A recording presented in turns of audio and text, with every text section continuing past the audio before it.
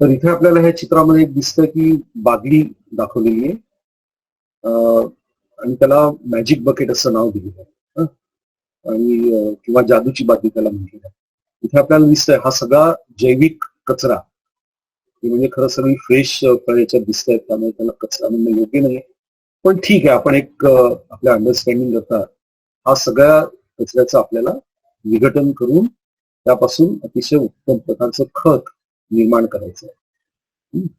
त्यासाठी बेसिक लागणाऱ्या ज्या गोष्टी आहेत, नक्की आपल्याला काय काय करायचं ते सांगण्यापूर्वी थोडक्यात एक छोटासा आढावा, एक रिव्ह्यू थोडासा मी घेतो किंवा एकूण आतापर्यंत आपल्या डोळ्यासमोर एक चित्र उभं राहिलंय की आपल्या घरातला जो कचरा आहे त्याचा विल्हेवाट जर नीट पद्धतीने लावायची असेल आणि याचे फायदे आपल्यालाच आहेत ना पुढे, म्हणजे आपल्या आरोग्याच्या दृष्टीने देखील ते महत्वाचं ठरतं.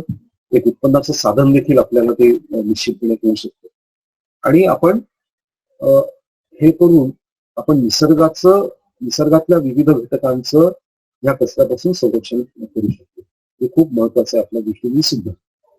तर आता घरगुती पातळीवर कचऱ्याचं विलगीकरण एकदा केलं, सेग्रिगेशन केलं, ऍट सोर्स सेग्रिगेशन ज्याला आपण म्हणतो, जिथे कचरा निर्माण होतो तिथेच त्याचं सेग्रिगेशन करून मग हा जो ओला कचरा आहे त्याचं जैविक विघटन घडवून आणण्याची प्रक्रिया ती आपण किंवा ती संपूर्ण यंत्रणा अतिशय सोप्या आणि साध्या पद्धतीने आपण ती आपल्या घरामध्ये उभी करू शकतो. त्याच्यामध्ये कुठेही काही रॉकेट सायन्स नाही किंवा काही फार किचकट तो प्रकार नाही. फक्त थोडी आपली इच्छाशक्ती पाहिजे, पॅशन पाहिजे आणि डेडिकेशन पाहिजे. ह्या गोष्टी फार महत्वाच्या आहेत.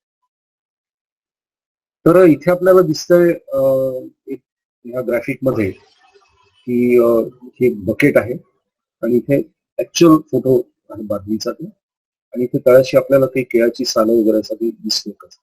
हे काय भानगड आहे ही जरा आपण समजून घेऊया. ओके, याला मॅजिक बकेट असं नाव दिलेलं आहे आणि आपल्याला दिसतंय की ही एक बादली आहे प्लॅस्टिकची मोठी, आणि त्याच्यामध्ये पाणी साठवायला नॉर्मली हे वापरतात किंवा इतर काही अन्य गोष्टी मिळतात. तर हे काय आहे हे आपल्याला अजून पुढे गेल्यावर बेसिक कळेल. या स्लाइड्स कडे मी परत येतो, आधी आपण हे समजून घेऊ. ओके, तर हे वेगवेगळे चित्र आपल्याला वेगवेगळे फोटो दिसत आहेत. ह्या अशा प्रकारचे कंटेनर्स किंवा बिन्स जैविक कचऱ्याचं किंवा ह्या ओल्या कचऱ्याचं विघटन करण्याच्या वेगवेगळ्या पद्धती. आता मी जी पद्धत तुम्हाला सांगतोय त्या पद्धतीला बायो कॉम्पोस्टिंग असं नाव आहे, बायोलॉजिकल कॉम्पोस्टिंग. इथे आपण काय करतो की जे डिकॉम्पोज विघटन घडवून आणणारे या कचऱ्याचे विघटन घडवून आणणारे जे जीवाणू आहेत त्या जीवाणूंचं कल्चर आपण तयार केलेलं असतं आणि ते कल्चर वापरून तो बेस, म्हणजे जसं आपण दुधाला विरजण लावतो दही करण्यासाठी, तर आपण काय करतो दही देतो आणि ते दही त्या दुधामध्ये मिक्स करून ठेवून देतो, मग त्याचं त्या दुधाचं दही तयार होतं. तसंच हे सॉर्ट ऑफ विरजण असं म्हणता येईल याला, जे ऑलरेडी उपलब्ध असतं मार्केटमध्ये असेल किंवा नर्सरीज मध्ये वगैरे सर्वसाधारणपणे, किंवा ते थोडस सर्च करावं लागेल तुम्हाला. पर्यावरण दक्षता मंडळाचं कळव्याला जे ऑफिस आहे, कळव्याचे जो भाग आहे तिथे अशा प्रकारचं जे बेसिक खत ज्याला बायो इनॉक्युलम असं म्हणतात, तर ते त्याच्यामध्ये विघटन घडवून आणणारे जीवाणू हे मोठ्या प्रमाणात त्याच्यामध्ये तयार झालेले असतात ऑलरेडी. तिथून ते आपल्याला बेस म्हणून त्याचा वापर करावा लागतो. तर ह्याला, आणि म्हणून ह्याला बायो कॉम्पोस्टिंग असं म्हणतात. हे दोन पद्धतीने करता येतं. अगदी आपल्याला वैयक्तिक घरामध्ये आपल्या करायचं असेल, आपल्या फ्लॅटमध्ये, आपल्या अपार्टमेंटमध्ये, तर अशा प्रकारची बकेट वापरून किंवा प्लॅस्टिकचं कोणतंही भांड सुटेबल योग्य आकाराचं प्लॅस्टिकचं कंटेनर वापरून तुम्ही घरगुती पातळीवर अशी यंत्रणा उभी करू शकता. जर तुम्हाला सोसायटीच्या लेवलला करायचं असेल आणि सोसायटीच्या आवारात जर जागा असेल तर योग्य जागा शोधून तिथे थोडं मोठ्या प्रमाणात थोडं एक बांधकाम करून किंवा जमिनीमध्ये खड्डा करून त्याला थोडस लाईनिंग वगैरे करून तिथे सुद्धा मोठ्या स्केलवरती सुद्धा अशा प्रकारची यंत्रणा आपण निश्चितपणे बायो कॉम्पोस्टिंगची करू शकतो. दुसरा जो प्रकार आहे ह्या कचऱ्याची विघटन करण्याचा, तो म्हणजे व्हर्मी कॉम्पोस्टिंग, जिथे गांडुळांचा उपयोग केला जातो. आणि गांडूळ ही नैसर्गिक आहेत, आपल्याला माहिती आहे. Earthworms they are natural animals and त्यांचं जे अन्न आहे ते म्हणजे हा अशा प्रकारचा जैविक विघटन होणारा कचरा. त्यामुळे वर्मी कॉम्पोस्ट हा अजून एक प्रकार आहे की ज्याचा आपण उपयोग करू शकतो. घरगुती पातळीवर घरातल्या घरात जर आपल्याला हे करायचं असेल तर शक्यतो वर्मी कॉम्पोस्ट करू नये. कारण ही गांडूळ असतात ती अतिशय सेन्सिटिव्ह असतात वेगवेगळ्या रासायनिक गुणधर्मांना. म्हणजे उदाहरणार्थ समजा आपण मसाल्याचे पदार्थ खूप जास्त झाले तुमच्या कचऱ्याच्या बादलीत तर ती गांडूळ जगू शकणार नाही, ती मरतील. किंवा पाण्याचं प्रमाण जास्त झालं तर ती मरतील, इत्यादी इत्यादी. त्यामुळे घरगुती पातळीवर करायला शक्यतो आपण बायो कॉम्पोस्टचा विचार जास्त मोठ्या प्रमाणात करायला हवा. तर हे काय करायचं नक्की? अशा प्रकारची बादली आधी आपल्याला तयार करून घ्यावी लागेल आणि अशा आमच्याकडे बादल्या ह्या तयार सुद्धा मिळतील आपल्याला. आणि ह्या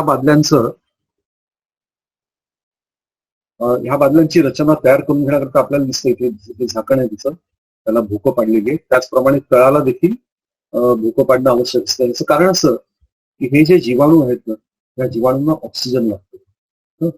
थोडक्यात सांगायचं की एरोबिक प्रक्रियेने आपण ही संपूर्ण विघटन घडवून आणतो.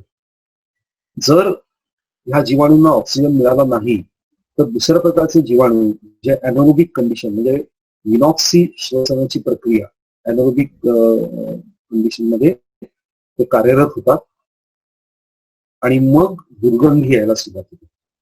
जेव्हा दुर्गंधी येते कचऱ्याला तेव्हा समजायचं की हे एनोरोबिक प्रक्रिया सुरू झाली, ऑक्सिजन कमी पडतो. मग काहीतरी तुम्हाला ते झाकण उघडं ठेवणं किंवा हवा खेळती राहील आतल्या अशा प्रकारची व्यवस्था करणं एक बेस मॉडेल आहे. म्हणजे गाईडलाईन्स म्हणता येतील. आपण आपल्या कल्पना किंवा आपल्याकडे जे रिसोर्सेस आहेत अवेलेबल ते वापरून आपण अशाच पद्धतीने काही निश्चितपणे घरगुती पातळीवर करू शकता. ते वेगवेगळ्या प्रकारची कॉम्पोस्ट बीन्स आहेत. इव्हन आपली कोका कोलाची 2 लिटरची बाटली असते किंवा त्या टाईपची किंवा बिस्लेरीची वगैरे तिचा देखील वापर करून तुम्ही हा कचरा त्याच्यापासून खत निर्माण करू शकता. ते दाखवलेलं आहे एका बाटलीमध्ये. आपल्याला हे दिसतंय की हे सगळं सेट करून त्याच्यापासून ही प्रक्रिया पुढे सुरू होईल. त्याचं ह्याला लागणारे रिसोर्सेस काय आहेत?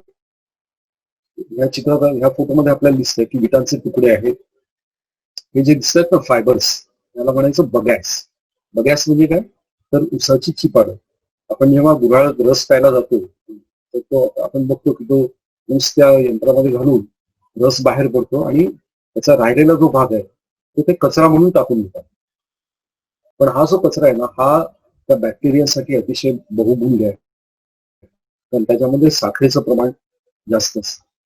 त्यामुळे ही चिपाड उसाची चिपाड किंवा बगॅस हे आपल्याला एक लागतं संसाधन. वाळलेली पालापाचोळा सगळा आणि माती किंवा खत. माती म्हणण्यापेक्षा खत जे म्हटलं बायो इनॉक्युलम जे it is enrich with bacteria decomposing bacteria. त्यामुळे स्टार्टिंग ज्याला हे म्हणून फ्युएल म्हणून किंवा स्टार्टिंग बेस ते म्हणजे हे बायो इनॉक्युलम. ह्या गोष्टी आपल्याला आवश्यक आहेत. मग एकदा तुमची ती बादली तयार झाली तुमचं जे काही कंटेनर तुम्ही वापरणार असाल ते एकदा तयार झालं तुमचं रेडी झालं की मग सगळ्यात पहिलं काम काय करायचं तर सगळा ओला कचरा वेगळा करायचा. सेग्रिगेशन हा सगळ्यात महत्वाचा भाग आहे.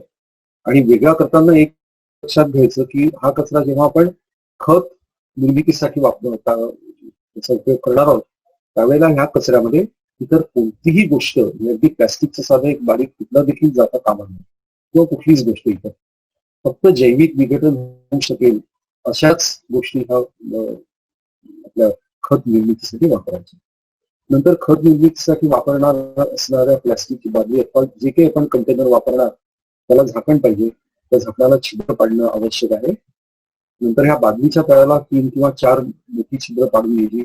आता या छिद्रांचा आकार किती असावा त्याला असं काही स्टँडर्ड कुठे स्पेसिफिकेशन देता येणार नाही. ते आपण आपल्या सोयीनुसार किंवा आपल्याला जसं योग्य वाटेल. हेतू काय याचा की तळाला छिद्र पाडण्याचा हेतू असा आहे की मॉइश्चर जास्त झालं तर जे एक्सेस पाणी असेल ते त्या ह्याच्यातनं बाहेर निघून जाईल. मग खाली तुम्हाला एखादी ताटली सारखं काहीतरी कुंडीच्या खाली ज्या ताटल्या येतात ना तसं काहीतरी जर ठेवलं, शक्यतो पाणी निर्माण होत नाही, तेवढं मॉइश्चर कंटेंट वाढत नाही शक्यतो. पण जर वाढलंच तर ते एक्सेस पाणी निघून जाण्यासाठी तळाला छिद्र आणि त्याच्या झाकणाला किंवा साईडला छिद्र जर पाडली तर हवा खेळती राहील. मूळ उद्देश काय आहे की हवा खेळती राहणं हे गरजेचं आहे.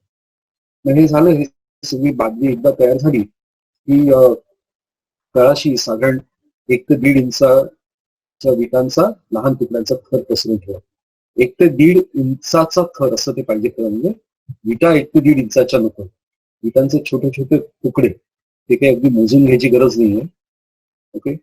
लहान लहान तुकडे, साधारण छोट्या आकाराचे तुकडे विटांचे करून त्या विटांचा थर 1 ते 1.5 इंचाचा थर त्या तळाशी सुरुवातीला पसरून ठेवायचा आणि मग त्याच्यावर साधारणपणे 1.5 ते 2 इंच बगॅस, उसाचं चिपाड, त्याला अल्टरनेटिव्ह म्हणजे नारळाच्या शेंड्या असतात ना, कोकोनट त्याचा भाग, तो सुद्धा उपयोगात आणता येतो.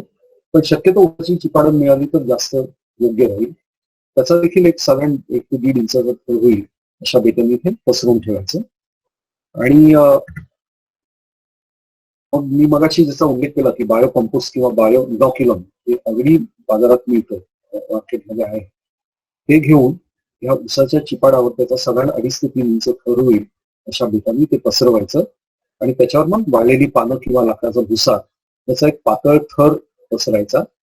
आणि मग आता तुम्ही जो सेपरेट केलेला जो कचरा आहे, सेग्रिगेट केलेला कचरा आहे, तो ह्या थरावरती शेवटी टाकायचा आणि थोडस बायो इनॉक्युलम पुन्हा या कचऱ्यावरती टाकलं तरी चालू शकेल, हरकत नाही. आणि मग त्या बादलीचं झाकण लावून साधारणपणे ती बादली तशीच ठेवून घ्यायची. त्याच्यामध्ये एक काळजी घ्यायची, तुम्ही बादलीचं झाकण जे आहे त्याला तुम्ही जी छिद्र पाडाल तर ती छिद्र, त्या छिद्राला आतल्या बाजूनी बारीक जाळी लावायला विसरू नका. त्याची रेडीमेड तुम्हाला मिळेल आमच्या इथे, पण जर तुम्ही घरीच तयार करणार असाल तर त्या छिद्राला आतून बारीक जाळी लावून घ्या. याचं कारण असं की मोठं छिद्र राहिलं तर त्या कचऱ्याच्या वासाने वेगवेगळ्या प्रकारचे कीटक आतमध्ये ये जा करू शकते आत बाहेर. त्यामुळे ते टाळण्यासाठी त्याला जाळी लावणं आवश्यक आहे. हवा खेळती राहणारच आहे. आणि ह्या 21 दिवसांचा कालावधी सुरुवातीला जेव्हा पहिला इनिशियल सेटअप आपण जेव्हा करतो, आता बऱ्याच लोकांना हे पटत नाही की 21 दिवस, मग ते 21 दिवस काय करायचं कचऱ्याचं. तर आता सध्या आपण जी काही पद्धत आपण करतो आहोत ज्या पद्धतीने, ती पद्धत तेवढे दिवस अजून चालू ठेवणं हाच एक पर्याय आहे. 21 दिवस ठेवण्याचा हेतू एवढाच आहे की ह्या बायो इनॉक्युलम मध्ये असलेले जे जीवाणू आहेत त्या जीवाणूंना सक्रिय होऊन तुम्ही टाकलेल्या जैविक कचऱ्यावर प्रक्रिया करणं, याला साधारणपणे त्याला आपण इन्क्युबेशन पिरियड असं म्हणतो. हा इन्क्युबेशन पिरियड स्टँडर्ड ह्याच्याप्रमाणे 21 दिवस आहे. कदाचित तो थोडा कमी होऊ शकतो, जास्त होऊ शकतो. शेवटी हे नैसर्गिक प्रक्रिया हे ध्यानात. पण ऑन अन ऍव्हरेज असं लक्षात आलं की 21 दिवस जर आपण हे ठेवलं तर आपण जो कचरा सुरुवातीला टाकलेला आहे जैविक कचरा, त्याचं पूर्णपणे तो नाहीसा झालेला दिसेल आणि त्याचा अक्षरशः काळी माती झालेली आपल्याला त्याची दिसेल. प्रक्रिया नीट चालू आहे की नाही हे कसं ओळखायचं? तर सुरुवातीला तुम्ही जेव्हा जैविक कचरा त्या टाकाल लाकडाच्या भुसावर किंवा वाळलेल्या पानांवर, तर त्यावेळेला तो कचरा टाकताना केळ्याची साली असतील समजा, तर त्याचा रंग साधारणपणे पिवळा असतो किंवा सगळ्याच्या साली असतील किंवा पालकाची बेट असतील, कोथिंबिरीची बेट असतील, हिरव्या रंगाची असतात किंवा कोबीचा वरचा कव्हर काढलेलं असतं ते हिरव्या रंगाचं असतं. तर हे सगळं वेगवेगळ्या बहुरंगी हा कचरा आपल्याला अगदी पहिल्या दिवशी आपण टाकतो त्यावेळेला दिसतो. तुम्ही 5-6 दिवसांनी जस्ट एक क्युरिओसिटी म्हणून ते झाकण उघडून जर बघितलं तर तुम्हाला त्या कचऱ्याचा रंग थोडा बदललेला दिसेल. थोडासा तो असा तपकिरी किंवा ब्राउन झालेला दिसेल. अजून काही दिवसांनी बघितलं तर तो काळपट रंगाचा कचरा दिसेल. ही सिकंदर अनुभवणं ही देखील एक मजा आहे, एक आनंद मिळतो आपल्याला, समाधान मिळतो. ती प्रक्रिया नीट चाललेली. मग 21 दिवस साधारण पूर्ण झाल्यानंतर जेव्हा तुम्ही झाकण उघडाल तेव्हा तुम्हाला पहिल्या दिवशी टाकलेले हिरवी पिवळ्या रंगाच्या केळीची साली किंवा इतर जे सगळे हिरव्या रंगाचे सगळे प्रकार हे तिथे हे असं याचा मागमूस तुम्हाला दिसणार नाही. याचं कारण असं की त्या जीवाणूंच्या प्रक्रियेच्या माध्यमातून ह्या सगळ्या गोष्टी एकरूप झालेल्या आहेत आणि त्यांचं एकत्र काळ्या रंगाची माती तयार झालेली आहे. म्हणजे आणि त्याची जी कन्सिस्टन्सी असते किंवा इंटिग्रिटी असते ती साधारणपणे आपली चहाची पावडर असते ना बारीक त्या तशा प्रकारची त्याची इंटिग्रिटी असते. इतकंच नव्हे तर तो कचरा तुम्ही म्हणजे हा आता तयार झालेलं जे आपली खत आहे ते जर तुम्ही हातात घेतलं आणि त्याचा वास घेतला तर अक्षरशः पावसाळा सुरू होताना पहिला पाऊस जमिनीवर पडल्यावर जो वास येतो ना तशा प्रकारचा वास या खताला येतो. आणि हा वास जेव्हा येतो ना तेव्हा it calls for celebration. You should be very happy की हे खत अतिशय चांगल्या पद्धतीने तयार झालेलं आहे. आणि ह्यावर आता मग तुम्ही आता रोज तुमचा जैविक कचरा म्हणजे हा जो सगळा भाजीपाल्याचा कचरा हा रोजच्या रोज तुम्ही पासून त्या दिवसापासून टाकायला बिनधास्तपणे सुरुवात करायला काहीही हरकत नाही. त्याच्यामध्ये थोडा मेंटेनन्स हा भाग येतोच निश्चितपणे. तर मेंटेनन्स करायचं म्हणजे नक्की काय करायचं तर साधारणपणे 15 दिवसात एकदा हा कचरा थोडा खालीवर करायचा. म्हणजे मग त्याचं नीटपणे तो मिक्स होत राहील. म्हणजे वरनं जो कचरा आपण टाकतो तो साधारणपणे जिरायला थोडा कालावधी लागतोच. तर हा थोडा खालीवर जर करत राहिलो की ही प्रक्रिया अधिक वेगाने आणि चांगल्या पद्धतीने होऊ शकते. काही वेळेला असं दिसून येईल तुम्हाला की त्याच्यामध्ये अनेक प्रकारची चिलट तयार दिसतात किंवा काही वेळेला बुरशी येते. विशेषतः पावसाळ्यामध्ये ही समस्या जाणवते. त्या कचऱ्यावर बुरशीचा थर दिसतो आपल्याला पांढरी किंवा काही वेळेला तुम्हाला त्याच्यामध्ये काही अळ्या किंवा काही कीटक सुद्धा दिसू शकतात. ह्या पॉसिबिलिटीज आहेत. त्याची पण मी कल्पना देणं आवश्यक समजतो. ह्या सगळ्या गोष्टी जेव्हा तुम्हाला दिसतील ना तेव्हा again I tell you that you should be happy. याचं कारण असं की हे जे सगळे सजीव आहेत किडे असतील किंवा चिलट असतील किंवा बुरशीचे प्रकार असतील किंवा अळ्या असतील तर हे जे सजीव आहेत ना त्यांना लागणारं अन्न त्यांच्या पोषणाकरता हे त्या कचऱ्यातनं मिळतंय. आणि ह्याचाच अर्थ असा की त्या कचऱ्याची क्वालिटी अतिशय उत्तम प्रकारची आहे किंवा त्या खताची क्वालिटी अतिशय उत्तम प्रकारची आहे. हे त्याचं इंडिकेशन आहे, त्याचं दर्शक आहे. अजून एक मी माझ्या अनुभवातनं स्वतःच्या सांगू शकतो. आमच्या इतके वर्ष आम्ही आता आमचा कव्याला जो प्रकल्प आहे तिथे देखील गेली अनेक वर्ष आम्ही काम करतोय किंवा वैयक्तिक पातळीवर देखील. तर सर्वसाधारणपणे जेव्हा आपण बाहेर हा कचरा टाकलेला बघतो तेव्हा त्या कचऱ्याभोवती असंख्य माशा घोंगावताना आपल्याला दिसतात. माशा दिसतात, उंदीर असतात किंवा इतर अनेक ज्याला स्कॅव्हेंजर आपण म्हणतो ते अशा प्रकारचे प्राणी आपल्याला दिसतात. आपल्या अशा प्रकारच्या तयार होत असलेल्या कचऱ्याचे इथे तुम्हाला झुरळ, माशी, डास हे प्राणी अजिबात दिसणार नाही. जर दिसले तर समजा की ह्या कचऱ्याच्या प्रक्रियेमध्ये काहीतरी गडबड झालेली, काहीतरी गोंधळ. मग तुम्ही त्याच्यावरती नीट त्याचं निरीक्षण करून काय नक्की प्रॉब्लेम झालाय तो तुम्हाला हे पुन्हा इंडिकेशनच आहे हे लक्षात घ्या. जसं बुरशी येणं हे चांगली गोष्ट आहे किंवा ते चांगलं इंडिकेशन आहे तसं झुरळ येणं किंवा माशा त्याच्या भोवती येणं हे काय दर्शवतं की त्या कचऱ्याच्या प्रक्रियेमध्ये काहीतरी गोंधळ किंवा काहीतरी गडबड आहे. आपण करेक्टिव्ह मेजर्स त्यातून घेऊ शकतो.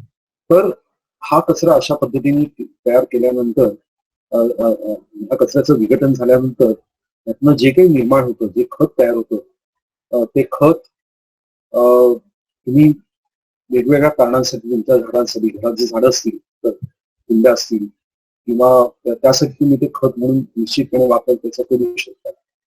आता कसं होतं हा सुरुवातीला जे मी तुम्हाला फोटो एक दाखवला मॅजिक बकेट असं नाव दिलं त्याला मॅजिक बकेट असं का म्हणायचं किंवा जे काही तुम्ही ते घरी तयार करणार असाल ते शेवटी it is just like a magic. याचं कारण असं की तुम्ही कितीही कचरा टाकत राहा वरनं जैविक कचरा फक्त एक्सक्लुझिव्हली त्याच्यामध्ये इतर कुठलेही घटक नको तरी ही जी बकेट आहे ते जे तुमचं कंटेनर आहे ते कधी ओव्हरफ्लो झालंय तो कचरा बाहेर पडलाय असं तुम्हाला दिसणार नाही. हे खूप आश्चर्य आहे, निसर्गाचं आश्चर्य. जो काही कचरा आपण टाकतोय तो सगळा जिरला जातो, तो सगळा मुरतोय, त्याचं पूर्णपणे विघटन होतं. ओके. आणि म्हणून त्या कचऱ्यापासून कुठल्याही प्रकारचा फाऊल स्मेल किंवा स्टेंज किंवा असं असं काहीही येत नाही. ही त्याची ब्युटी आहे. तर त्यामुळे आपण आपल्या घरगुती पातळीवर अशा पद्धतीने कचऱ्याचं सेग्रिगेशन करून, पहिली स्टेप म्हणजे सेग्रिगेशन, ओला कचरा वेगळा करणं, ओला कचरा वेगळा करणं आणि ओल्या कचऱ्याची विल्हेवाट अशा पद्धतीने लावून, म्हणजे इथे आता आपण काय करतोय, निसर्गातली पद्धत आपण थोडीशी त्याची नक्कल करतोय असं म्हणून, कृत्रिम पद्धतीने. निसर्गामध्ये कुठे आपल्याला अशा बादल्या दिसत नाही की कोणी तिथे विटा टाकत नाही, दिवसाची चिपाडी टाकत नाही. जे काय होतं ते सगळं नैसर्गिक पद्धतीने, आणि तीच पद्धत, तीच प्रक्रिया आपण आपल्या इथे देखील सहजपणे करू शकतो. तर अशा प्रकारचं हे प्रक्रिया करण्याची जी संपूर्ण यंत्रणा आहे ती आपल्याला स्वतः निर्माण करता येईल, किंवा तुम्ही पर्यावरण दक्षता मंडळाची मदत यासाठी निश्चितपणे घेऊ शकता. त्यासाठी तुम्ही पर्यावरण.org या वेबसाईटवर जर बघितलं तर आपल्याला या प्रकल्पाची माहिती निश्चितपणे मिळू शकते. ठाण्याजवळ कळवा इथे आमचा जो प्रकल्प आहे तिथे ह्या सगळ्याचं मार्गदर्शन देखील आपल्याला मिळू शकतं, आणि त्याला लागणारं जे मटेरियल आहे सगळं बेसिक मटेरियल हे मिळू शकतं. त्याच्यामध्ये अजून एक गोष्ट मला आवर्जून सांगायची वाटते की बऱ्याच जणांचे प्रश्न असतात की ठीक आहे, पहिल्या दिवशी डे 1ला जेव्हा आम्ही सेटअप करतो त्यावेळेला हे बायो कंपोस्ट बाहेरनं विकत आणून आम्ही त्याच्यात टाकू, किंवा बायो इनॉक्युलम आम्ही त्याच्यामध्ये टाकू. मग हे दर किती दिवसांनी हे बायो इनॉक्युलम विकत आणून टाकावं लागतं, हा एक सर्वसामान्य प्रश्न बरेचदा लोक विचारतात. इथे मला सांगायला आनंद वाटतो की डे 1ला तुम्ही जो काही बायो इनॉक्युलम आणण्यासाठी ते खर्च केला असेल, त्याची जी काही किंमत असेल त्यानुसार, ते एकदा केल्यानंतर तुम्हाला परत बायो इनॉक्युलम टाकायची गरज पडत नाही. It is a self sustaining and self generating system. तुम्ही जर ते योग्य पद्धतीने सगळं ते नीट केलं तर it is self sustaining and self generating system. Okay. त्यामुळे पुन्हा नव्याने तुम्हाला बायो इनॉक्युलम आणून टाकायची गरज पडत नाही शक्यतो. अगदी जर तुम्हाला वाटलं की त्याच्यामध्ये प्रॉब्लेम येतोय तर कदाचित मग तुम्हाला थोडंसं टाकावं लागेल, पण अदरवाईज त्याची ऍब्सोल्युटली आवश्यकता नाही. इन केस तुम्हाला असं वाटलं की त्याचं मॉइश्चर कंटेंट, त्यातलं पाण्याचं प्रमाण खूप जास्त आहे आणि तो असा कोरडा भुसा न लागता किंवा कोरडा चहाच्या पावडरसारखा न लागता चिखल झालाय असं जर तुम्हाला आढळलं तर सोपी गोष्ट आहे, तुमच्या घरात कार्डबोर्ड असतं, कार्डबोर्डचे बॉक्सेस, त्याचे बारीक तुकडे करून ते त्याच्यात मिक्स करा, तो एक भाग करू शकता, किंवा लाकडाचा भुसा त्याच्यामध्ये टाका, किंवा वाळलेली पालापाचोळा त्याच्यामध्ये टाकून, नुसतं वर्ण टाकून उपयोग नाही, तर तो हलवून जरा मिक्स करायचा, जे काही एक्सेस पाणी असेल ते ऍब्झॉर्ब केलं जाईल आणि फोकस तुमचं परत सगळं नॉर्मल होईल. अजून एक महत्वाची गोष्ट मला सांगायची वाटते की जेव्हा आपण हा कचरा बादलीमध्ये टाकतो त्यावेळेला शक्य हो त्याचे जितके बारीक तुकडे करून टाकता येतील तेवढे करणं हे आवश्यक असतं. उदाहरणार्थ केळीचं साल, तुम्ही अख्खं साल तसं टाकलं, निश्चितपणे त्याचं विघटन होणारच आहे, पण त्याला लागणारा जो कालावधी आहे तो वाढू शकतो. त्याच्याऐवजी तुम्ही त्याचे बारीक तुकडे जर करून टाकले तर विघटन होण्याची प्रक्रिया ही अधिक चांगल्या पद्धतीने होऊ शकते. त्यामुळे इव्हन पालेभाज्यांची देठं, ही अख्खी देठं मोठ्याने न टाकता त्याचे जर आपण तुकडे करून टाकले बारीक, तर ही प्रक्रिया अधिक सुलभ आणि अधिक चांगल्या पद्धतीने होते, विघटनाची प्रक्रिया.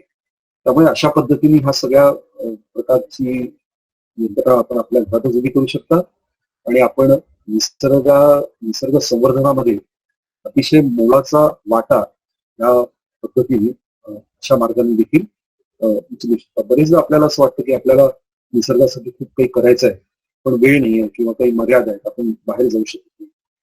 हा देखील एक मार्ग आहे निसर्गाची सेवा करण्याचा.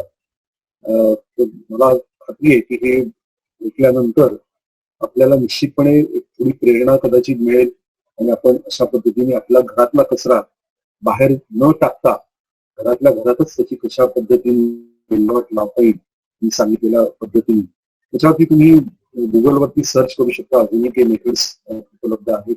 मी व्हर्मी कंपोस्ट बद्दलही बोललो, त्याचे डिटेल्स मी आता तुम्हाला खूप जास्त काही सांगणार नाहीये, कारण घरात करण्यासाठी व्हर्मी कंपोस्ट मी तरी प्रपोज करणार नाही. त्याला कारण मर्यादा आहेत बऱ्याच करून. पण आपल्याला मोठ्या स्केलवर जर करायचं असेल